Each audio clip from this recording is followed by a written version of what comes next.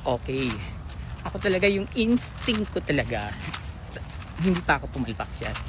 Kaka-post ko lang or kakagawa ko lang ng content about Protect Caramel. After kong i-upload sa TikTok, may message sa akin. Si Charlie. Ito ang message niya. Kakaloka. Mga demonyo talaga. Hindi talaga sila titigil eh. Ayan. Madam, sabi po ni, tinapang ko na lang, meron po daw nagtangka sa buhay ni Karam kahapon 5 p.m. pagkatapos ko siya dalawin. Bagong lipat po daw sa dormitory nila, inimbestigahan po, nalaman na ang tatay at kapatid po nung suspect ay puro mga sundalo.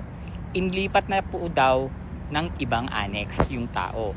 Malaking tao po daw. Hinarang po daw si Karam nung naglalakad. Sarado po daw dapat ang mga selda pero nasa labas po yung tao mag-isa. Hinarang po si Karam nang lalaban po si Karam, tumakbo po daw pabalik sa selda yung tao. Inilipat na din po ang mga kasama ng tao sa selda, lahat po sila inilipat. Kawawa naman po si Karam, hindi na nga po daw siya nakakatulog, kakaisip sa pamilya. Kung siya lang daw po yung papatayin, okay lang po sana. Pero paano nga naman, di ba, kung yung pati pamilya niya ngayon ay hinahanap at dinadamay.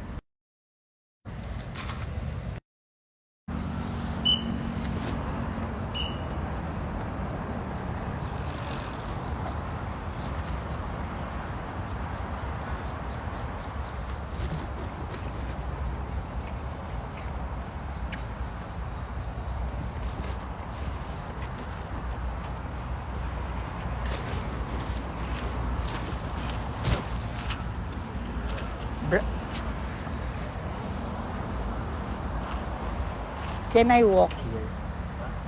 We can. Thank you.